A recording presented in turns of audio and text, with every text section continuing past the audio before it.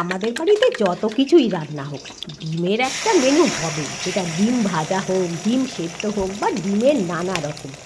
কিন্তু নানা রকম খাবারের থেকে ডিমের এই যে স্বাদ, এই যে ভাজা, এই ভাজার যা স্বাদ, শত রেসিপিতেও কিন্তু এটা পাওয়া যায় না। একটু নরম নরম হোক, একটু বেশি কড়া ভাজা হোক, সেটা কিন্তু একদম অন্যরকম খেতে হয়। যা সেই ছোটোবেলার থেকে মায়ের হাতে খেয়ে আসছি। যখন টিফিনে মা টিফিন দিত তাড়াহুড়ো করে, তখনও মা এরকম করেই ভাজতো। তো আমাদের বাড়িতে তো এই রকম ডিম ভাজা ছাড়া চলবেই না, যা কিছু রান্না হোক। সে ডিমের যদি অন্য ভালো পদ হয়, তাও একটুখানি এই রকম ভাজা চাই। এটা কিন্তু আমারও খেতে ভীষণ ভালো লাগে। আর মনে পড়ে মার কাছ থেকেই তো এগুলো সমস্ত শিখেছি।